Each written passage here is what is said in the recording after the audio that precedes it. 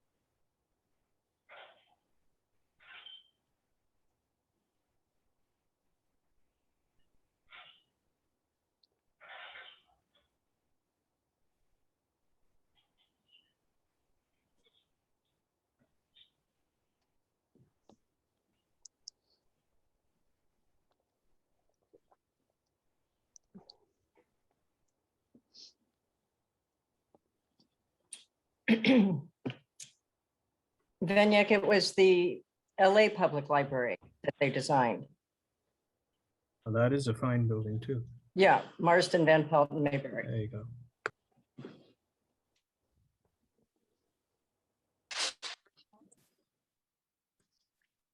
We're going to get started.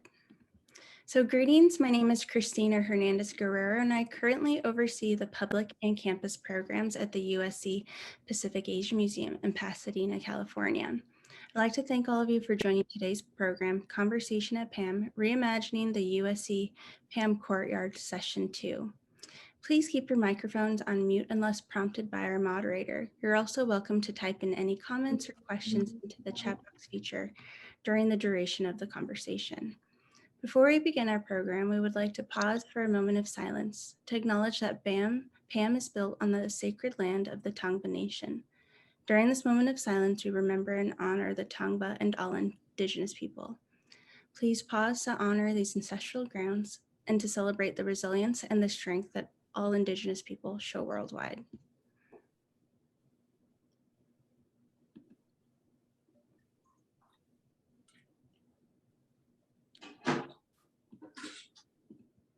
And now it's my pleasure to welcome back our guest panelists, Bethany Montagano, Director of the USC Pacific Asia Museum, Kelly Sutherland McLeod, FAIA and founder of Kelly Sutherland McLeod Architecture, Inc., Philip Bloom, the curator of the Chinese Gardens at the Huntington Library, and Don Watson, USC Pacific Asia Museum docent.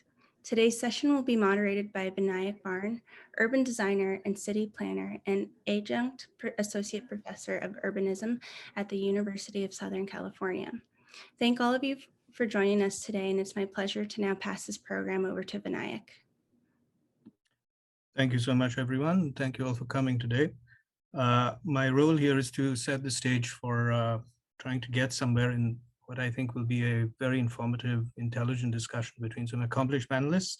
Our agenda today is to try and get a bit closer to some kind of a series of pointers, if I could call it that, to figuring out what we can do about this wonderful courtyard space in a very unique building. And if I could just introduce it, the way I see it is Philip Bloom and I were just talking a minute ago about how a lot has been said about this building by historians, etc.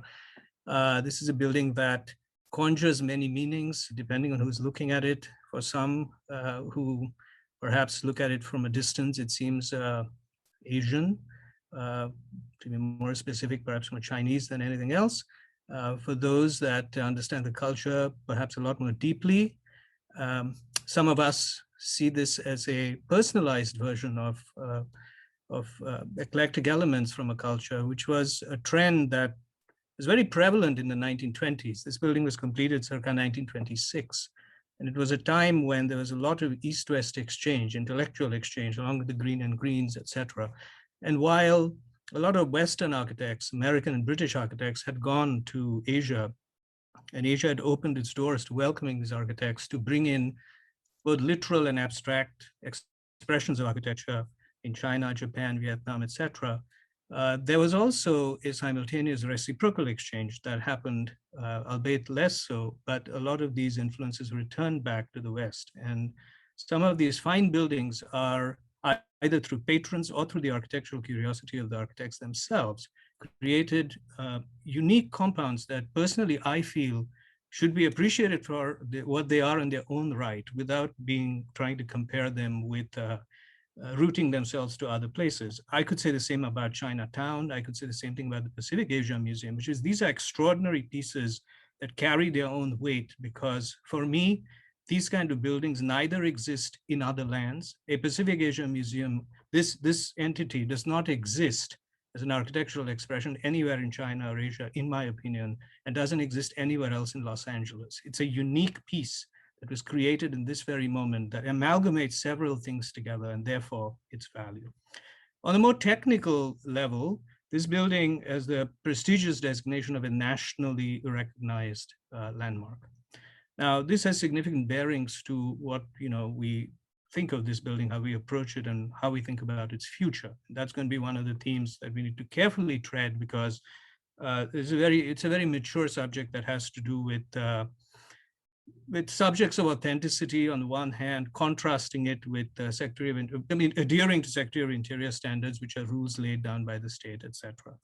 But to set the stage, here's what we're going to do today. We have a bunch of some very accomplished people today who I've been talking to over emails. They know a lot about this place. Many of you know a lot about this place. We'd love to hear from all of you, but to keep it a little more organized, I'm going to spark a series of questions, let the panelists speak a little bit about some thoughts, about their thoughts on the courtyard. Then our very own Bethany will give a presentation about some of the thoughts that she's had, some speculations, some directions that she's brought together. And then we'll open it up to all of you. So if any of you do have questions or ideas in the interim, I encourage you to write them down in the chat box. I'll be following through. And we can certainly be more spontaneous if there's a brilliant point that's being made that either extends or contradicts what the panelists are saying. I'm going to pull one of you in and you can speak up. But let's just begin with that. So in terms of the courtyard, my thought has always been, as an architect myself, museums can do one of two things for us. I personally do not like museums that make me feel like I'm in a mall. I've been all over the world where, with the exception of cold climates like Canada and other places where you don't have a choice, in benign climates like Los Angeles, I think it's rather ridiculous to have museums, and there are these museums which I think are ridiculous. You go into the museum and you're in a sealed building that makes you feel like you're in some kind of a closed air-conditioned mall and you're looking at these exhibits. I think that's utterly boring. And I think that's boring because when I take in exhibits myself, if you're really meditating, contemplating about what these things mean, you need areas of repose. And I think the beauty of courtyards, the beauty of buildings where open to sky spaces interspersed with closed spaces, is that you now have a choice as you're looking at these exhibits to wander through a closed room, come out into a court.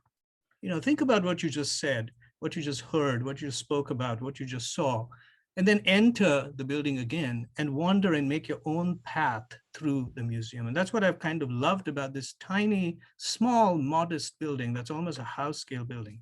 So my first question to the panel is, as a building that's enduring in this regard, and it's intimate, almost a house scale building organized around a single central courtyard. This is not a large building. It doesn't have multiple courtyards. This courtyard is its central organizing element. How do you see this interplay between the galleries and the courtyards as one wanders through the exhibits? And this is my first question, because rather than just jumping in and making presumptions about how we want to design the courtyard, I think the first thing we need to ask is, how is the courtyard actually being experienced? And to me, the most enduring experience is together with the galleries themselves on a daily basis. So are there any thoughts about how we might begin to think about design as we think of the interplay between inside and outside? And I'd like to speak to that. I feel the courtyard is the most important room in the Grace Nicholson building. It's the room where people can gather, special events happen, and the building, all the spaces inside the building face into.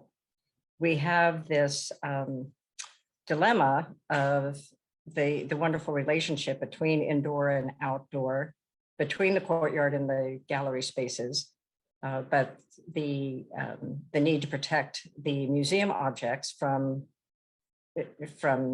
daylight, from natural light.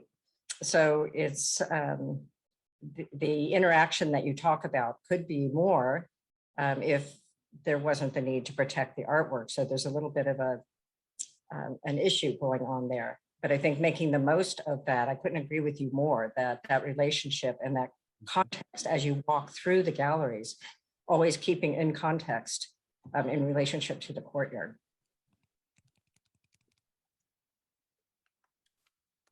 Just anyone else can pitch in, Philip or anyone. You know, one of the things I've enjoyed about the museum, and I bring my students there every year, is for me, the museum, the courtyard itself is a gallery. Because when we stand in the middle of the court and you look at all the details, you know, the tiles, the statuettes, the fountain, the rock. I mean, that courtyard is arguably the most interesting gallery in the entire museum because it's an outdoor space. The light keeps changing, the trees. So is there another way of reading the court as a space and an extension of what's going on inside that can begin to spark another way of thinking of the space? I think I can jump in on that too for a second to just say that we've also talked about this, and we've been looking at floor plans since I started 2 years ago, and it's never lost on me that the courtyard is also our largest gallery, and we have a robust collection out there, and we've been really working hand in hand with our docents to come up with architectural tours. And that is the place where, we go to interpret the building. And I think it's also an important kind of orientation space that you don't have to actually, impart something on someone to say, this is what you're about to experience. It's more about setting the tone for what you are about to experience without kind of hammering it home. And so, I also agree that I see the courtyard as an extension of the galleries. And I think it's also, a celebration of the longstanding tradition kind of across Asia to have this interplay between art and nature as well. Philip, I know you wanted to say a few things. Go ahead. I suppose when I look at the courtyard, I think of it very much in the way that you've framed earlier, Vinayak, in the sense that this is a building that's eclectically modeled on residential architecture. So in China, a residential courtyard, of course, is meant to be multifunctional. Its primary function is to bring light into spaces that might otherwise be dark. Unfortunately, as Kelly already pointed out, bringing light into galleries is not necessarily very desirable. At the same time, these courtyard spaces typically were meant to be like places of respite from I don't know, the oppression of the interior. That is, there would be spaces that would be at the very least adorned with plants, although the plants typically would be movable. They would be containerized so that they could be changed throughout the year.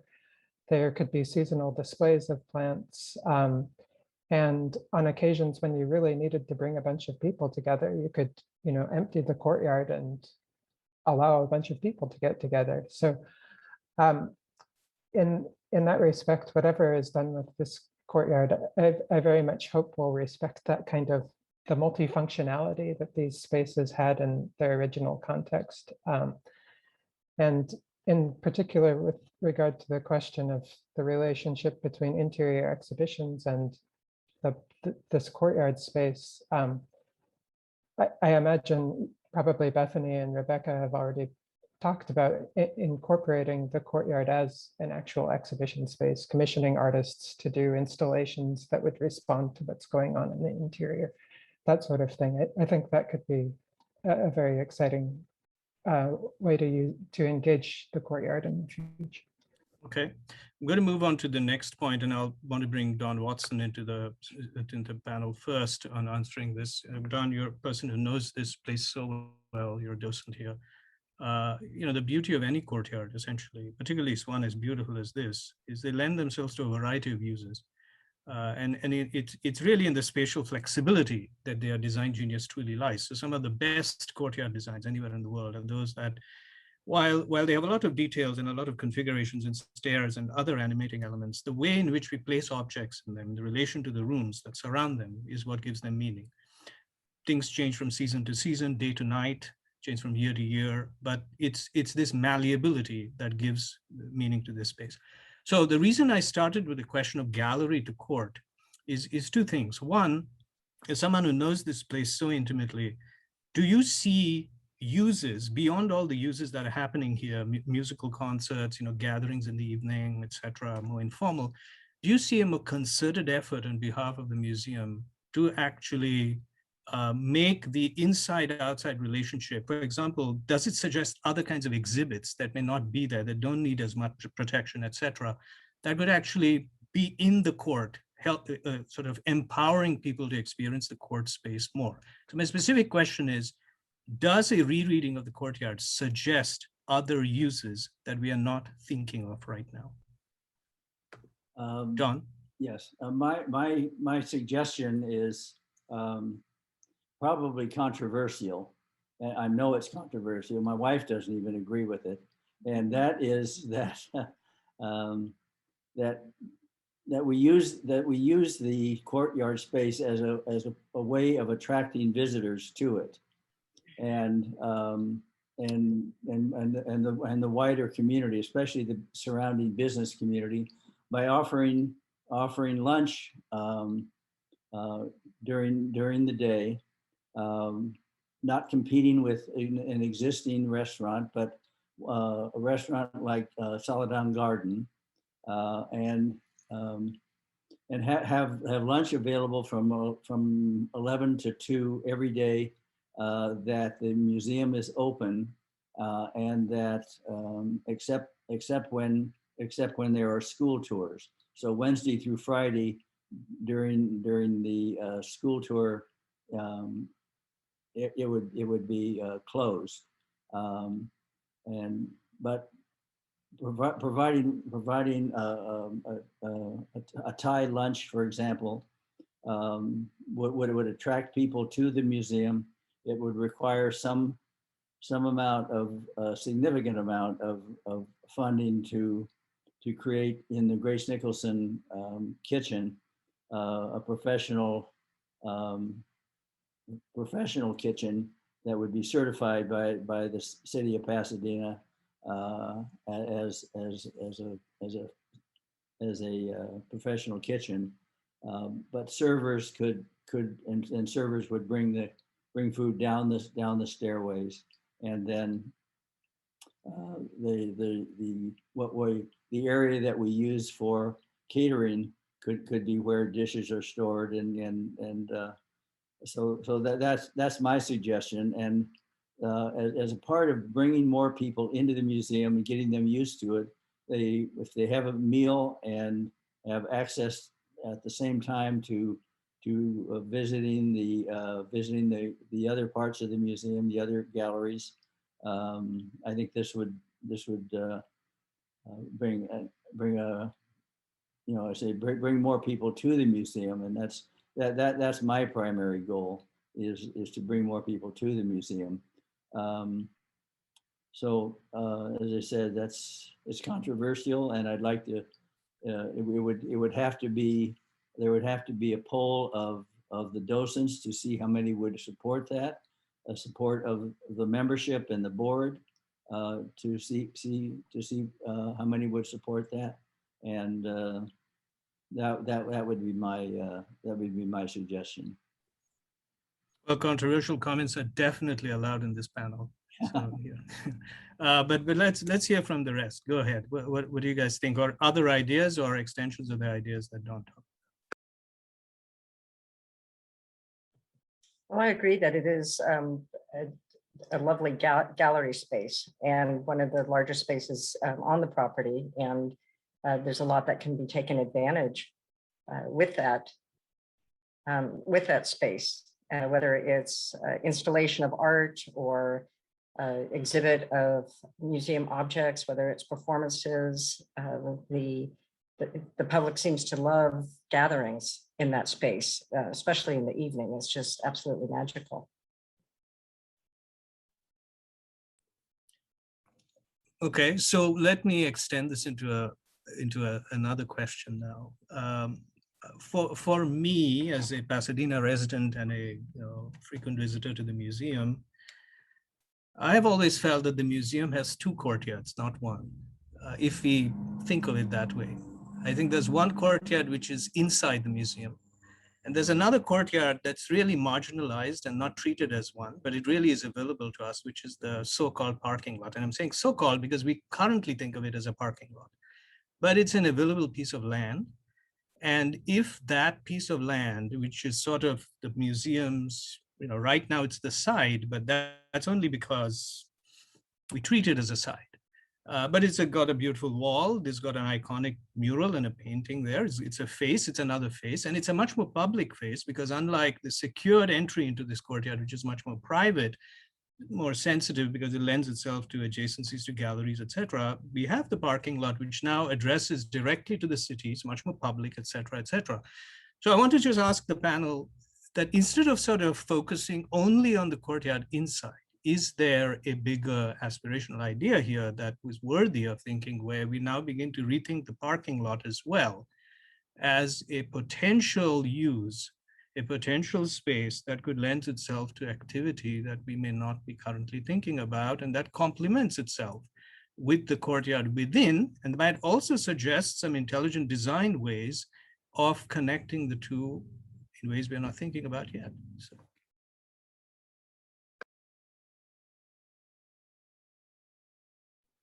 I mean, I think it's a wonderful idea to conceive of those two spaces, not just those two spaces, but to conceive of the parking lot in relation to the museum as a whole and as part of really a whole entry experience.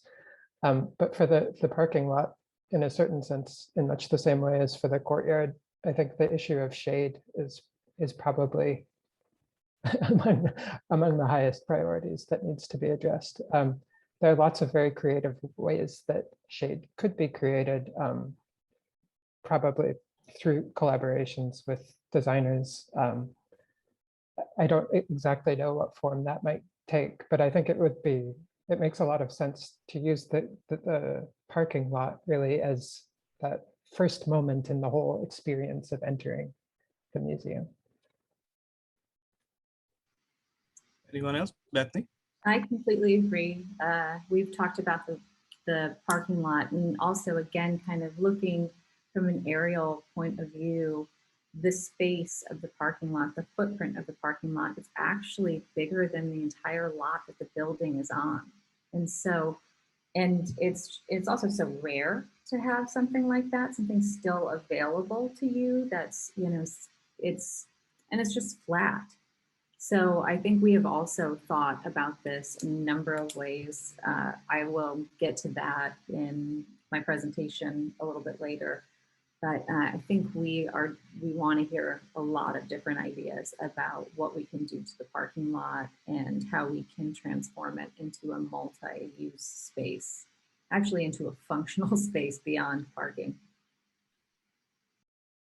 So just to extend this further, one question, Bethany, I'd just love to get out of the way so we can proceed is the parking lot. I mean, is to what degree is the parking going to be an impediment? I mean, obviously, here's my question specifically. Is it possible for the museum as a public facility to consider a district-wide parking strategy? In other words, not use the entire parking lot for parking, have some parking, for example, seniors, etc. I mean, you do need some parking proximity to the museum, but instead of having everyone crowd in the parking lot and sort of waste that piece of land as just an asphalted surface, is it possible to think of a slightly more intelligent strategy? Because there's a lot of parking around that museum. I mean, there's the Doubletree Hotel, or what used to be the Doubletree Hotel. There's a lot going on there.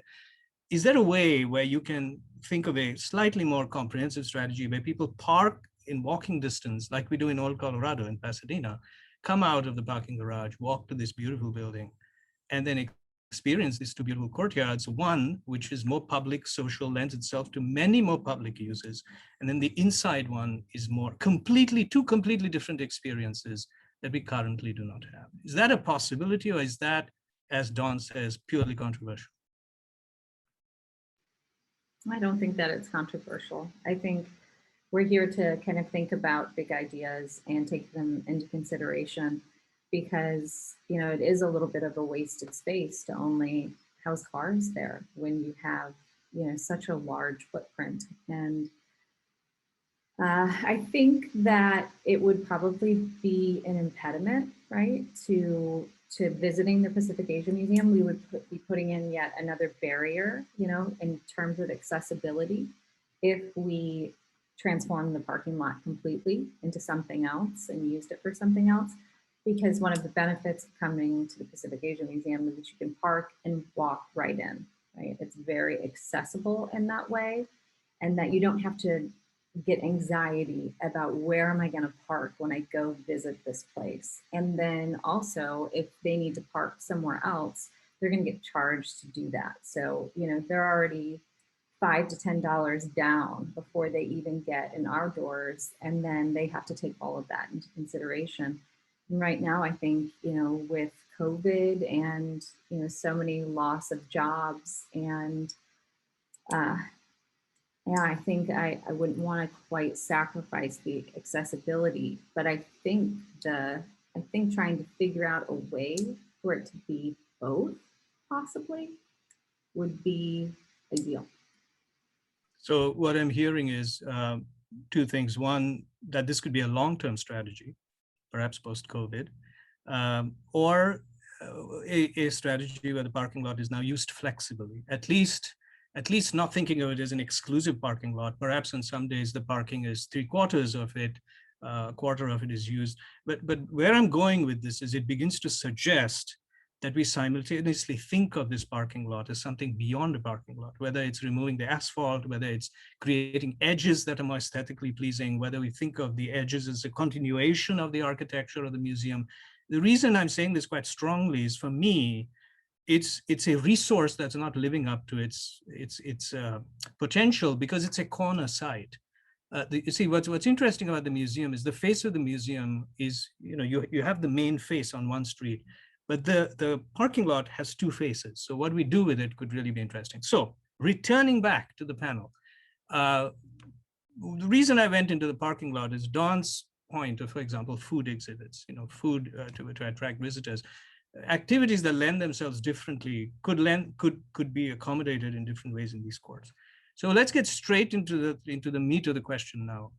I'd love to hear from all of you, because I know you have these ideas, some design thoughts about what this courtyard might be. And Bethany, I'm going to leave you out of this because I know you're going to show your design thoughts.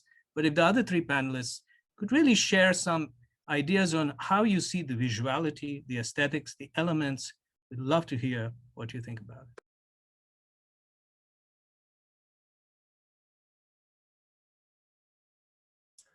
And Philip, just for the sake of it, I'd love to start with you, because you know, done some magnificent work at the Huntington. So go ahead. Okay. So as I said, when I look at this courtyard, I can't help but think of residential architecture. And typically in Chinese, and I do see the building as at least primarily inspired by Chinese architecture. So consequently, when I think about the courtyard, I do tend to think of symmetry. I tend to think of flatness. I tend to think of symmetrically arrayed plants. And somewhat unfortunately, I also tend not to think of ponds. So if for some reason it were desirable to make this an authentic residential courtyard, I would end up planting it very symmetrically and keeping it very open, and then introducing asymmetry and kind of dynamism through the incorporation of art installations, through particular activities, possibly even through the tables necessary for serving food, as Dawn suggested. But in general, when I think of courtyards, I really do think of symmetrical and open. I will also just say the other thing that's always made me uneasy about the Pacific Asia courtyard is having a pond over an art storage facility. And I know that figuring out drainage for the courtyard is one of the inspirations for revising it, but the idea of having that much water in proximity to art storage as a curator makes me a bit uneasy. Kelly? I completely understand Philip's concern about that. I'd like to take it a step further, and we've talked about the malleability of the courtyard. We've talked about multi-purpose space. Bethany mentioned a celebration between art and nature. And in addition to the parking lot and the potential there, I've had the opportunity to work with Bethany and the Pacific Asian Museum team on looking at the potential in another unused space in the building, and that's the roof deck. That's at the northeast corner of the building off of the auditorium. And in working with Bethany on that and hearing her ideas about a program, she's expressed the same desire, celebration between art and nature, and an oasis that provides rest and place for meditation. And I think in addition to the courtyard, the parking lot, we have that roof deck, that there's really some opportunity here to use these three outdoor spaces to strengthen one another while they're also strengthening the museum and offering new opportunities. John, any thoughts?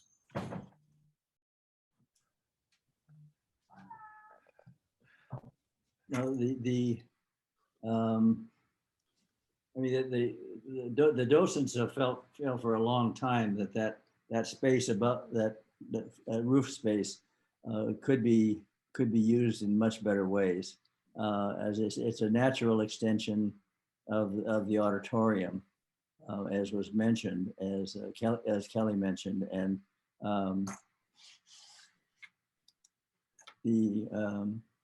so just I think the docents would really support a some kind of a use of that space. It's just wasted space, as Kelly mentioned before. So Okay. I think that would be a very popular thing to offer.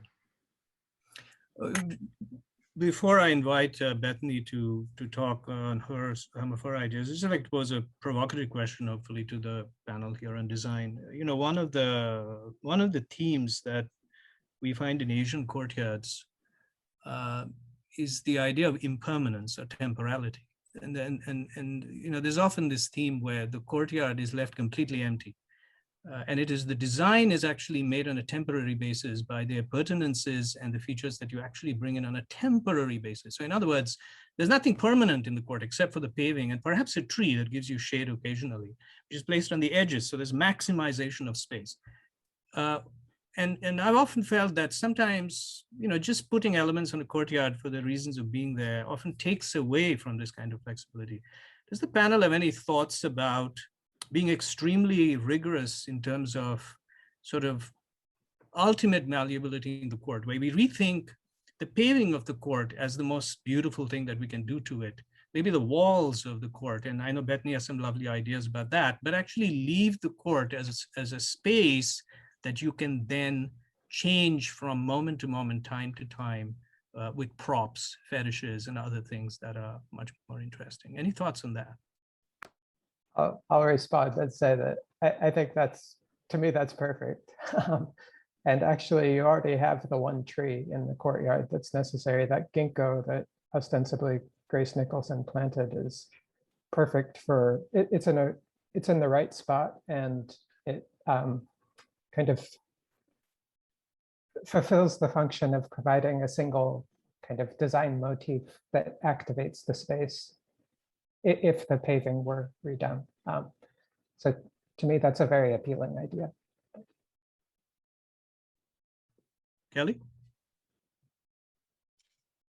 Well, the idea of impermanence and the changing, the courtyard does have a history of being modified over the years. The original design that Grace Nicholson laid out for the courtyard had paving around the perimeter and her planting was in the center. And then in the 1970s, the courtyard was modified and more planting was put around the edges of the building. The koi pond was put in, the bridge. So there is a history of modification, or in preservation terms, what we call rehabilitation. And I think that's an important fact to note in the history of the building. If we have that history already going on, and that precedent already set, the landmark designations that were submitted many years ago for the property list the period of significance Grace Nicholson's lifetime. And I would argue that I think that needs to be revisited. Grace Nicholson always envisioned this property being a cultural institution, a cultural mecca for the city. And that was what she had in mind when she handed the property over to the city. And so I would argue that the period of significance for the Pacific Asian Museum property has continued on well beyond Grace Nicholson's lifetime, with the cultural institution activity that's taken place there and the changes. Okay. Don, would you like to add anything to that? No, I think Kelly covered it very well. All right, very good. I think, Bethany, I'd like to invite you now. I mean, I know you've been thinking about this for a long time. Again, I'd encourage our audience and everyone not to think of these as any kind of finite ideas. Bethany's just been noodling around with some thoughts as we've been chatting all together. And I think, it's important to have something on paper, because if we all just start talking, everyone interprets these things differently. So these are Bethany's personal sort of speculations and takes. I think there's some very interesting ideas. So please go ahead, Bethany. We'd love to see them. All right, here we go. Can you see the screen? That's always the first. Yes, we can. Thank you, Bethany. Right. Perfect. So thank you. I really appreciate the opportunity to be able to kind of share some preliminary ideas to kind of socialize and sensitize and take the temperature of what people are interested in seeing, and then also let you know, to reiterate what Vinayak was just saying, that this is not the vision for the courtyard. These are preliminary ideas that we have just simply asked ourselves, if I was going to come into the courtyard, what are some of the things that I would like to see? What do I see in a redesigned space? And so this first slide is just to orient you to where you are coming through the entrance. You go around the corner, you can go around the koi pond, you can come through this little maze and ginkgo tree, and then all the way up to our stairs here, where you go this way, it's towards the docent library. Go the other way, it's towards the auditorium. So just wanted to kind of start there to get everybody thinking. And the next thing I really wanted to talk about too is preservation, right? I think we're talking about a redesign, reimagining of the space, but we also have a fiduciary duty to take care of the building. And we always say that the building is the most important thing in our collection. And there's a lot of things that we need to do. I think, take care of the trim, the architectural features, the pavers, the roof, the screens, those type of things really need to be tended to, need to be part of any type of plan. But most of the ideas that I've talked about with our staff when we've just been, having casual conversations about this, are ideas that activate the space. And, the first thing too, and I think, Don, this is not a controversial thing at all, because we've talked about it many times at the museum. So we've been talking with Kelly in conversations outside of this about what we can do to the auditorium and the terrace out there, as well as the kitchen, in order to do something more long-term. But we also talked about the short-term. Can we have food and drink in the courtyard? What is a simple intervention to make that immediately accessible to our guests? And the idea was to partner with the San Gabriel Valley Bakery and kind of bring that food culture into the museum, using something like a food cart or a bike, where we have it available for the people in the neighborhood, because the courtyard is free to come into. And I think that this would definitely be an attraction. The other idea that we've had is that our staff loves cooking. We love to feature culinary experiences in our programs. Christina has had all women chefs on to talk about that. We've talked about the diversity of foodways. And so we've talked about this idea of, if we are going to activate this towards inclusion and then something that's even beyond just Chinese, I think one way to do that is to include South Asian, Southeast Asian, East Asian herbs we can grow them and make it a community garden, right? Where they're kind of hard to find in the United States. And so that becomes its own attraction. So that's another idea.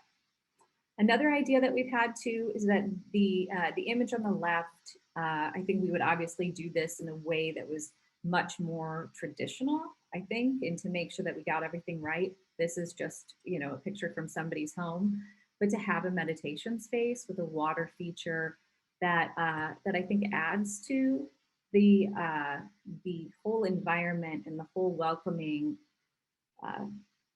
experience of just entering the courtyard and feeling like you are outside of city life and you've entered into a home where everything has been well thought for you about how best to make you feel welcome. And so we have a couple of areas in our courtyard that are just not activated. And so we've talked about that. What are ways that we can activate certain areas? And then we've also talked a lot about innovating around our challenges. And I think we got to some of this too. The sun is great, right? Because this used to be a home. This was Grace Nicholson's home. Now, a generation later, this is where we are today. And, Annie is our collections manager. I know that we are in kind of a constant conflict with the sun and it coming into the galleries, as well as it's extremely hot. It's almost 95 degrees here. Over the past 3 weeks in Pasadena, you can't really even be in the courtyard. And so the sun sometimes is not so much our friend. So we talked about engaging artists, right? And landscape artists and bringing in, and I'm very interested in hearing more ideas along this pathway to activate the space. This is a landscape artist, Lee Fawn, and she is also an inventor. And so she created a sustainable way to grow plants, kind of like what you see here is curtains or lines, and they are self-sustaining. And then you can turn them at different points of the day when you need more shade. And then otherwise, they just kind of hang and they give you that kind of weeping willow, romantic, beautiful look. And this is a photograph of when she has them lit as well, because our staff has talked a lot about, what are some ways we can activate the space if we just started from scratch and have artists come in and do exhibitions and installations that really bring it to life. Another artist is Lily Kwong. She's actually local. She's on the west side. And she's also a biophilic artist who's really up and coming, and she has been really looking at the combination of her Chinese roots and what that means in terms of bringing the home and nature and art together. And so she's really known for creating these really lush, beautiful kind of escape places where I think she adds a completely different dimension. And so we thought about maybe her coming in and doing an exhibition and an installation like that, where it's changing. Another challenge we have is the limited outdoor space. This is a great photograph to show you that right now it looks like the courtyard is packed and there's only 40 people in the courtyard right now. So it's very difficult to have outdoor events. We're kind of forced to have our gala somewhere else. That's not ideal. We'd rather have people at our institution and enjoying our grounds and in walking around the galleries and things like that. But the courtyard is not always conducive to that because we have major space problems. And so we've also talked a lot about the parking lot and how we could expand outdoor event space by transforming the parking lot into something that's more multi-use. And again, I go back to our love of nature and then also very simple interventions. And we found this. This is a landscape architect by the name of, I think it's DNA Architects, and she's in China, and she's developed this system where you grow bamboo groves along the edges of whatever you would like to enclose. And then it only takes about a year's time to start to begin to make an enclosure. So she's been making these theaters across China using this very simple technique. It's very sustainable.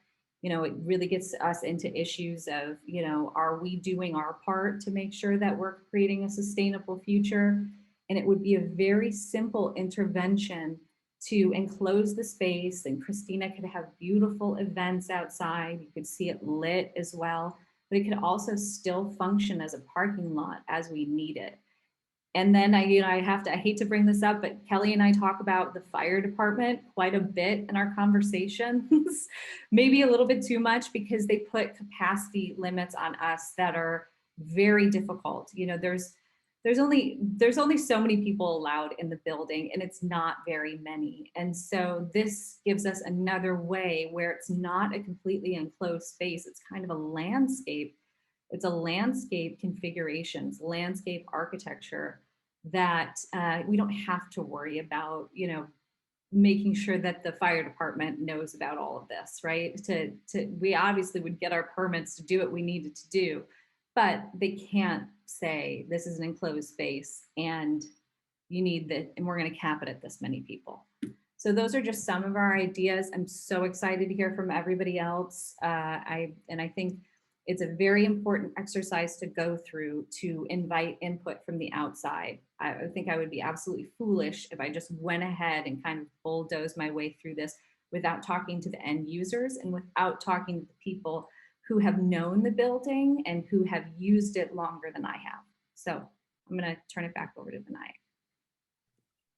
Thank you, Bethany. So I think we're doing very well. We have 15 minutes, which is great time for the audience now. I'd love to bring you all in, and we'd love to hear some thoughts. I mean, there've been a lot of intelligent points that have been made about, all the way from tangibility and intangibility to sustainability, and I'll summarize them in the end. But this is your time, either extending ideas that were proposed here or contradicting them or telling us where we're wrong, where we're right. There's no right and wrong answer. So please, we'd love to hear your thoughts.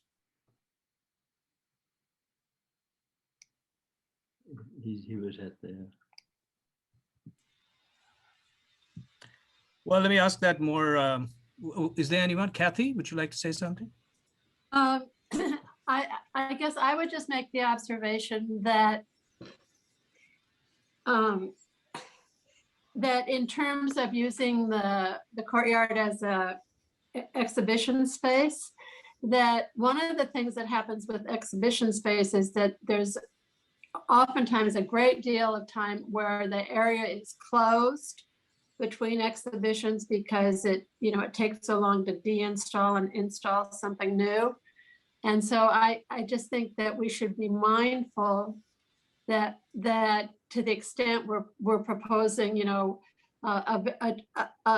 courtyard that can be changed to various uses, that we're mindful that we need to be able to make those changes over very, very quickly. And this is especially in light of student tours, because when the kids are there, we really need to the courtyard needs to have space where we can have the kids and we can take them up the stairs, etc. So that's it. Well, Kathy, what it also begins to suggest, it's a very astute point, it also begins to suggest the need for convenient storage, because if you're talking about temporality and bringing all these elements out, you don't want to haul them from far away, right? So it's a strategy that needs a sort of a relook at the spaces that surround the court and figuring out convenient ways, just figuring out where we might be able to put things like chairs and tables and conveniently without sort of disrupting the visuality of this beautiful place. So a very good point.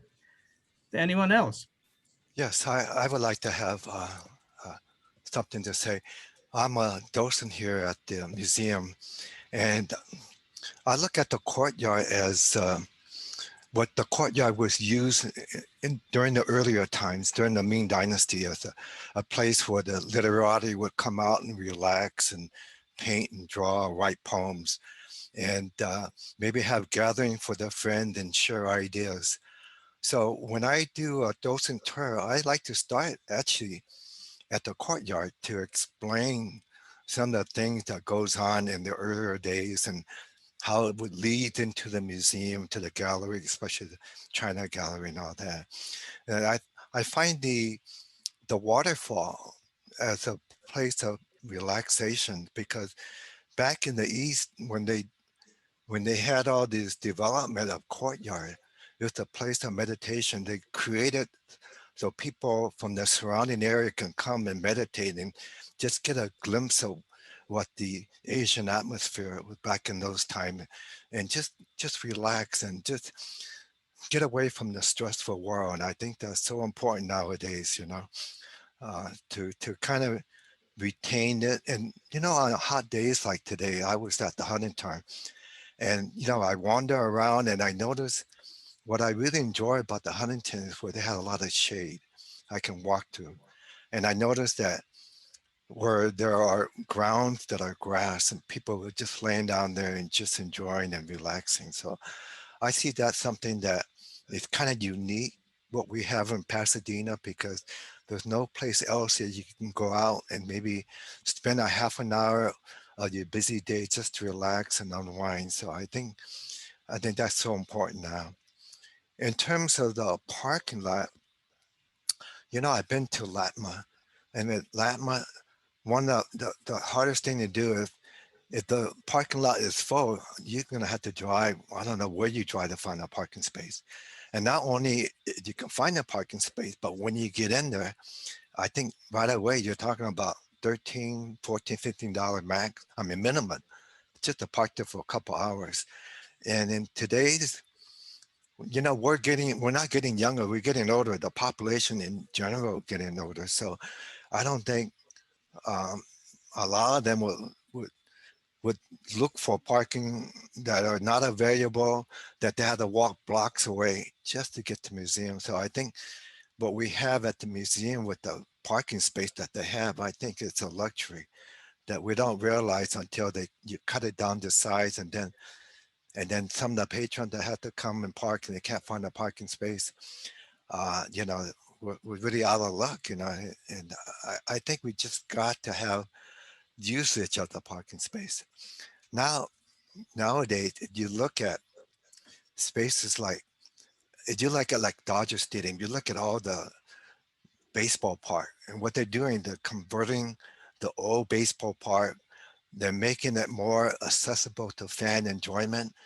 They're putting in different type of activities that people can come not to watch a baseball game, but they can come and they can enjoy a dinner, or they can do things like that, but all tied up with the baseball part, even when the baseball is not in season. So I think we should maybe open our mind and see if we're going to alter the parking lot. What can we do? Not only what you suggest, Don suggests, just to bring people in, not just for refreshment, whatever, but also open their mind up and maybe, hey, you know, the museum's right here. Let's you know, take advantage and let's go through and look at the museum. So I think that's something that we have to look in the future, how we can enhance our museum by adding certain feature. I know it's going to be costly, but when you look at long term, I mean, if we're going to do this right now, you might as well think can I do it just once and make sure that you know, would I have to come back 10 years from now, redo the whole thing? Okay, thank you. I have. Thank you, Chuck. Go ahead. Go ahead. Well, during the presentation to the committee, Bethany had suggested enhancing the waterfall, making it larger so that it's truly a waterfall, not just one stone dropping down into the, but much higher and much more interesting, and also some plantings along the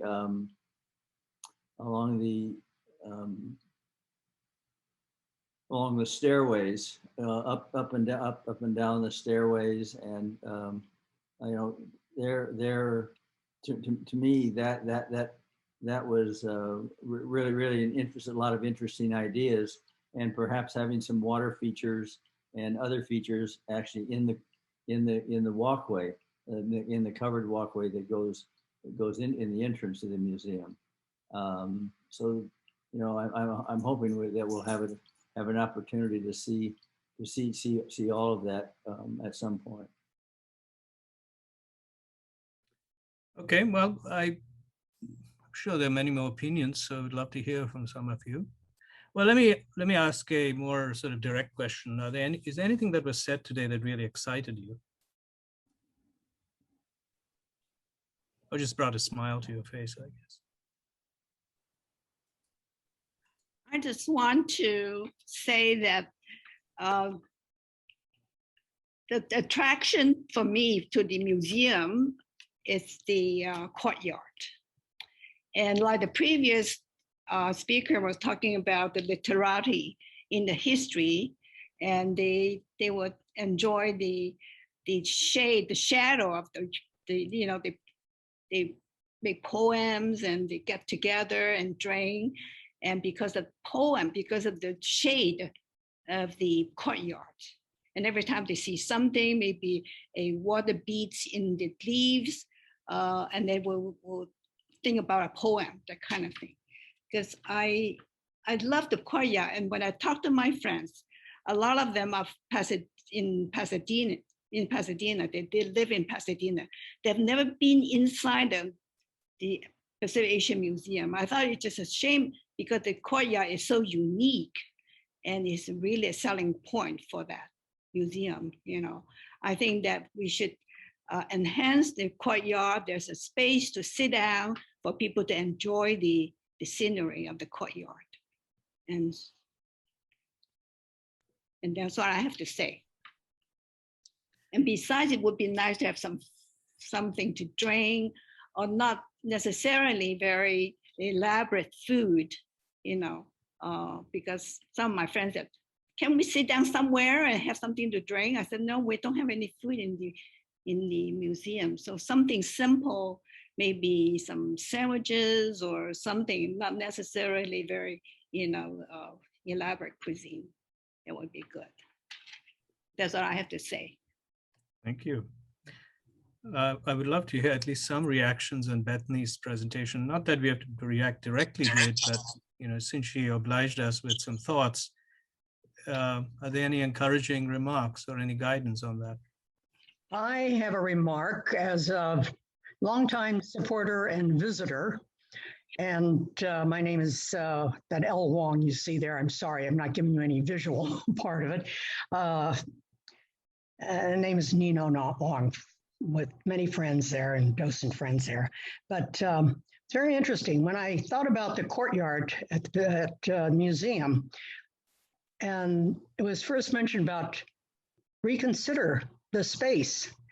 Can I put out a question here? What is the capacity, since it was brought out, according to fire department restrictions, what is the capacity of visitors to the museum? I think that has something to do with how much space and how the space could be used. I love getting back to the courtyard of now rethinking in my head and my thought that, yes, maybe we need to take that space from the water pond, which I have always loved and never considered that would be something to consider changing or rethinking, but also replacing it with what Philip had said, and also what was also mentioned by others, a water feature.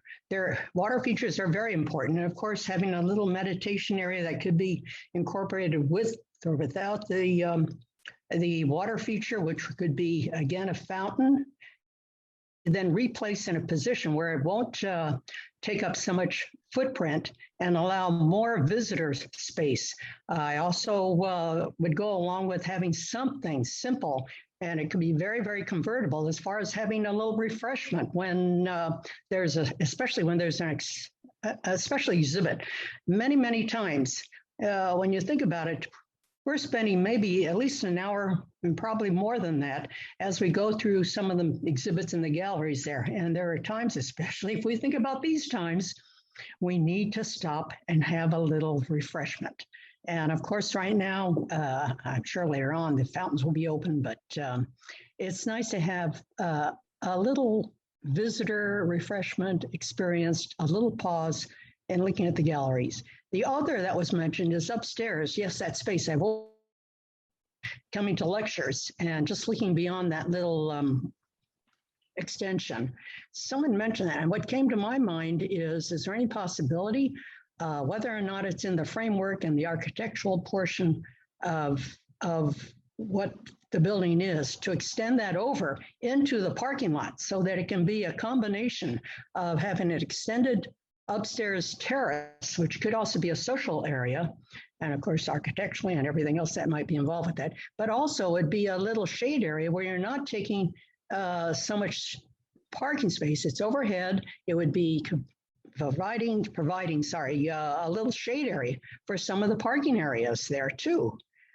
And it would give, again, more areas for entertaining, for other purposes, whether it's for the docents or whether it's for more lectures, more outdoor. After all, we're in Pasadena and people love the outdoors, especially in the evening. So those, and I love the green, yes. As far as responding to that bamboo, I love the concept. How it can be implemented is something else, but I would love to be able to stand in the middle of that. Thank you. Well, we have time for more thoughts, so please.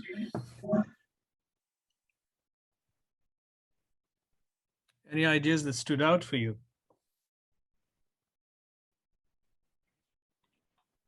Okay. I have a suggestion or a question and suggest about the parking lot. What's the possibility of actually build up and use the space that people are talking about using that parking lot, but the parking, direct the parking to the second floor, so that it's still adjacent to the museum. That one also one thing maybe we can think about. With people talking about if you lose the parking lot, it's very difficult for some of the visitors. So build up the parking lot on the second floor. Bethany, I'm not sure I understood that. Could you help me understand that? So yeah, I think what Nancy was saying is that we could build a structure over the parking lot and direct people to park there. And then underneath that would be an area that we could use for special events. Yeah. Which I think is a great idea. I hadn't thought of it myself. Okay, any other thoughts? Well, I'd like to give one final round to the panelists if they have any thoughts based on the responses we got. I think Bethany's conceptual ideas are very exciting and very much in line with how people perceive this courtyard as a usable space, as a large gallery, as the most important room in the building. And the activation of that courtyard will help the activation of the museum. They'll definitely go hand in hand. The parking lot offers wonderful opportunities, as I mentioned before, as does the roof terrace, along with the courtyard. And to think about circulation and how people may enter the building differently may also work hand in hand with our need for another exit from the second floor in order to increase the occupancy up there on the roof deck. So I think it's very exciting. And from a preservation point of view, there are definitely character defining features in that courtyard. The courtyard itself is a character defining feature of the building, and then it has beautiful historic elements that are very significant throughout. But as I mentioned earlier, the precedent that's already been set with modifications being made, we're not working with Grace Nicholson's original courtyard. It's already been altered. I think there are opportunities for us still in compliance with Secretary of Interior standards and treatment strategies that we can use to honor what's there and accommodate changes and repairs and restoration, but also changes for programming. Very good. Philip, any final thoughts? I mean, I very much appreciated hearing both Bethany's response and the responses of the people who actually use the space on a daily basis. It's enlightening to hear how much the space means to everyone. As I indicated in one of my earlier comments, to me, one of the biggest concerns is just how to handle water throughout the courtyard and actually also in the parking lot, if it were to become that beautiful bamboo structure. I mean, that structure is stunning. We've thought about doing something similar in the Chinese garden at the Huntington, but not, it wouldn't be used in quite the same way as what Bethany had suggested, but figuring out how to balance the building's function as an art gallery and art storage facility with the desires for the multifunctionality of the courtyard, as well as the desire for its kind of aesthetic and particularly its potentially natural beauty, I think will really be a challenge for Kelly. So that's all I have to say. Okay. John, Bethany, any final thoughts? John, are you there? You know, I don't know if it's possible, but that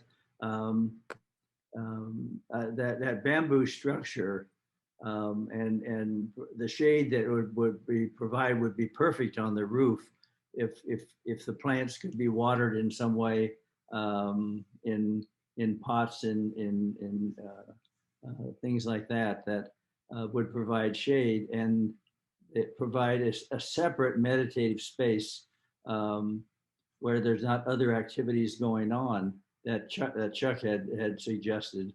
A peaceful place with shade. I think that would be fantastic.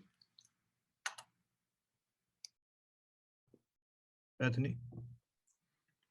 You know, I think my final thoughts is that I'm just really grateful for everybody's feedback and really excited to kind of take this on. Sometimes I've looked at it and it seems a little bit overwhelming, but I think everybody has brought up such good ideas, and a lot of them are simple interventions and different ways of thinking about it. I love the literati idea and, you know, what it was originally kind of meant to be. And I also really like, you know, I did not anticipate hearing today of just completely paving over the courtyard, right? Usually people are very against that, but I remember looking at photos when Grace Nicholson was building the original photos. It was much more flat than it is now, and so we're definitely dealing with more modern interventions. And so, yeah, it's really just been enlightening. It's expanded my thinking, and I'm just extremely grateful to all the panelists to lend their expertise. You know, I know that this is not what you guys, you're not getting paid to do this. And so I just think it's really great to be able to have such amazing community experts in all of this, and inclusivity and architecture, and, you know, over at the Huntington, and the fantastic things that are going on over there, and to be able to shed some light here. And then Don as well, as our docents have been here forever. He knows every piece of the architecture and can interpret all of it. And so I think it is just, I find these kind of moments like a salon, being able to come together and share ideas. And I just love working this way. So I just wanted to say thank you. Well, on a final note, I'd just like to weave these together in no random order, and then we'll conclude the panel. And I have about 8 or 10 points in no random order, and this is not a hierarchy in any form. But the first one, just strikes me as wonderful is the leadership, which is the fact that we are having this panel, and it's the second of 2. Now, I'm saying this because I can't tell you how many parts of the world these things do not happen. And so the unequivocal authority creates decisions about what spaces are, whom they are for, who's the user. In the end product is really quite a mess, because we humans have the ability of adapting to anything, but it's much nicer when we shape it. Of course, you're never going to please everybody, but the fact that we've owned this discussion, we've all said it together, and Bethany and others who've sort of sparked this. So that needs to be acknowledged, first of all, that we're going to shape the future of this museum, this wonderful building, together. That's wonderful. That's the first thing. There was a very good point implicitly made about tangible versus intangible heritage. And this is something very important now. The field of conservation is shifting dramatically. And I'd like to say this more as a professor, not as a practitioner, because what is happening right now all across the world is we're beginning to realize that preservation is such an obsolete word. That preservation is sort of this building-centric, monument-centric, self-obsessed thing, that this is the only thing we need to keep as a jewel box. And we don't think of anything around it. It's all about us, all about our buildings. And so we're shifting now into intangible aspects. I appreciated the fact that Christina told us, for 2 minutes of silence or a minute of silence. I mean, these are intangible aspects of heritage that we don't really see. We cannot touch them. So the fact that we talked about cuisine, the fact that we talked about music, the fact that we talked about taste, these are intrinsic aspects of the heritage of Asia that I believe is not outside the purview of a great institution like Pacific Asia Museum. So the fact that it's not an obligation to bring in food to attract visitors only, I think it is a wonderful thing to have these as part of the extension of the offerings of the museum, because they too are part of the heritage of these cultures that we need to show people. The third one is inclusiveness, which is a wonderful theme across the board. The fact that all of us here are from different backgrounds, the strategy here is to what degree do we make conscious efforts to include demographics of different kinds, people of different interests in the museum. And so, Don's point is particularly interesting in this regard, that, people come to the museum for different reasons. We need to be savvy about it. Some people come for scholarship, some for curiosity, some for relaxation, some just to have a good time. They all matter equally.